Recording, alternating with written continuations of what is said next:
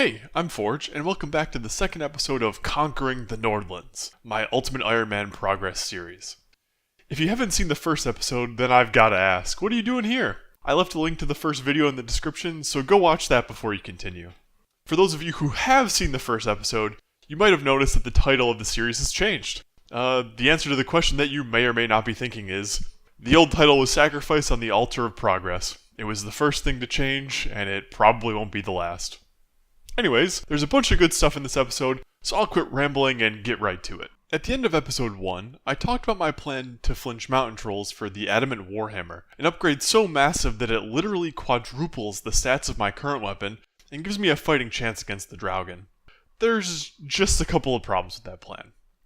Adamant Warhammers are an uncommon drop from mountain trolls, and while we don't have exact drop rates, uncommon usually means somewhere in the ballpark of like 1 in 50. And with my current combat stats, it takes me more than 15 minutes to kill a troll.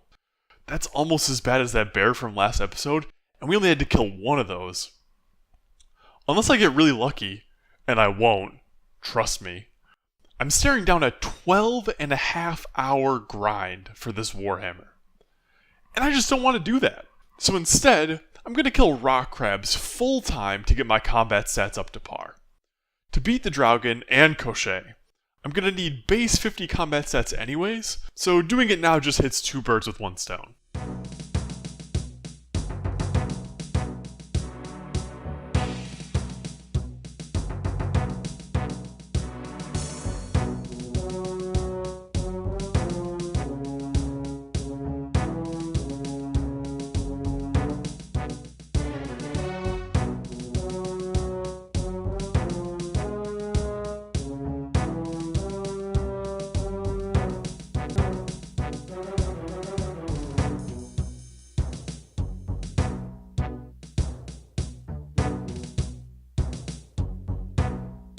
Thanks to all that combat training, flinching one of these trolls only takes about 6 minutes now, instead of 15 plus. So this is gonna be quite a bit faster.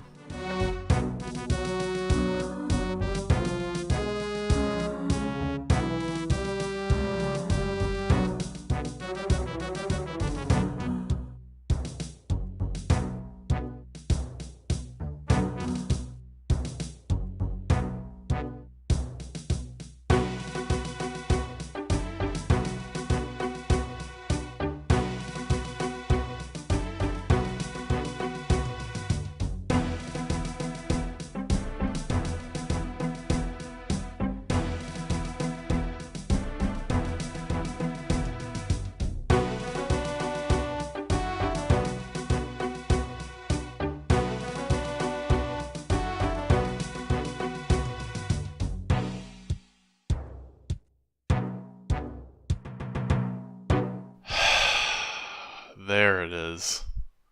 57 troll kills. So just over the drop rate. I feel pretty good about training up those combat stats first. Anyways, now I finally have everything that I need to actually start and complete the Fremennik trials. I am so hyped. Everything that I've been working for the last 2 weeks has been leading up to the completion of this quest. And once I finally do it, I'm going to have access to so much content, I cannot wait. The Fremennik Trials is comprised of several mini-quests that have you doing small tasks for the council members of Releka in order to gain their favor. This is where the Raw Shark comes in, as the Enchanted Lyre is needed for Olaf the Bard. Why we need to pay Ascalon 5,000 gold coins to get him to stay out of the long haul, and why we have to beat up a shirtless man who wields a sword with our bare hands.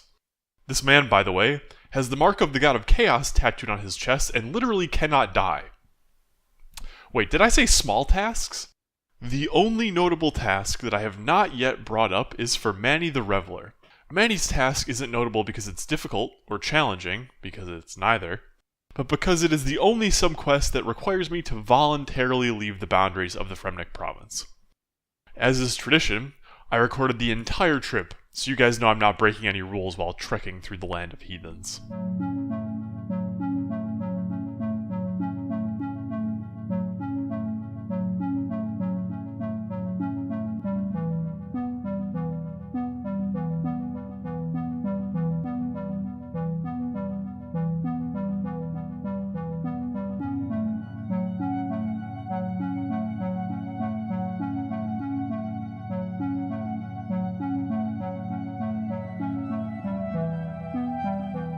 With everything else out of the way, it's time to get down to the last two fights standing in the way of my acceptance into the Fremennik clans. The two fights that I know you've all been waiting for. The Dragon is one of the rare monsters in old school Runescape that cannot be found in a specific place. In fact, the Dragon roams over a vast area, including the forest south of the Fremennik province. To make it that much more painful, all you're given to help locate it is a talisman that points you in its general direction. So, you could say it took me a few minutes to track him down. Going into the fight, I was planning on face-tanking him while shoveling swordfish into my face as fast as possible to outlast his damage. Unfortunately, the Dragon's extremely high defensive bonuses, coupled with my Warhammer's slow attack speed, immediately made it clear to me that my plan wasn't going to work. The only option I had was to trap him on a tree stump and flinch him, a strategy that comes with its own risks. See, the Dragon travels around the Fremennik province primarily through teleportation. The longer he's in one place, the more likely it is that he will teleport to someplace far away. For those who stand up and fight him fairly, this isn't a problem, as being in combat interrupts his behavior. However, this is a problem for me because the entire idea behind flinching is waiting until you are no longer in combat with a monster in order to get in a cheap shot and then moving out of range before it can retaliate. But with the Dragon, every time you do this, you run the risk of him teleporting away, a risk that gets higher and higher the longer the fight drags on. So, I came up with a new strategy. Instead of flinching the traditional way, I instead stepped out to attack just about as often as my Warhammer would allow. While this did expose me to a bit more damage, it negated the Dragon's attack speed advantage while also keeping him in combat for the majority of the encounter. Needless to say, I was on the edge of my seat through the entire fight, but my new strategy proved quite effective, and I was able to take him down on the first attempt. Unfortunately, I wasn't so lucky with Cochet. As I've mentioned before, he's designed to be fought without any weapons or armor, which means that you can't patch up holes in your stats with strong equipment. Combined with the fact that his combat level and defensive stats are hidden, it can be difficult to determine exactly when you're ready to fight him. But, coming off the high of my success against the Dragon, I assumed that I was more than ready to claim victory. I lost to him 3 times in quick succession. Each time, I was easily able to make it through his first phase, but took way too much damage during his second that by the time I got to the third phase, I didn't have enough supplies through to make it to the end. Facing a bunch of real-world responsibilities that required my attention, I spent some time AFK training at rock crabs until I had 45 defense, then returned to take my revenge.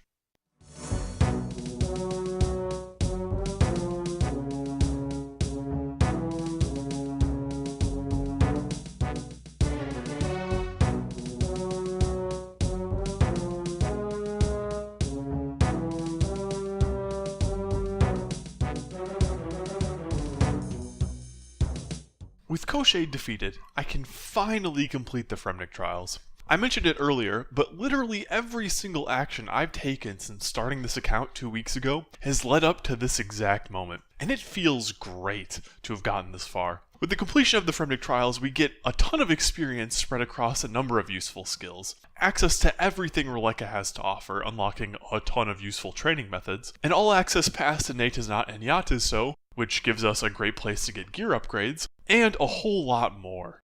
With such a huge goal checked off my list, you'd think that I would spend some time doing something fun, but you'd be wrong.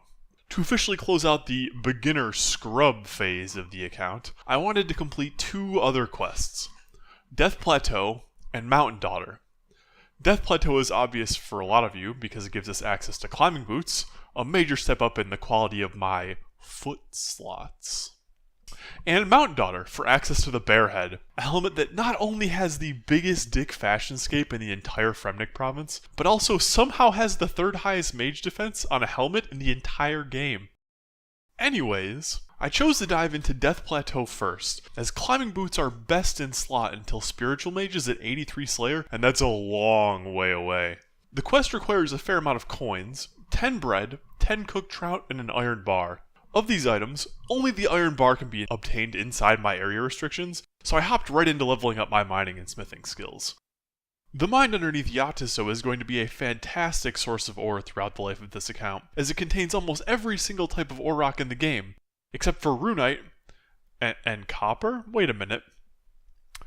Thankfully, there's an ore shop in town that sells the copper I can't get in the mine, so I'll use that to smelt the bronze bars that I need.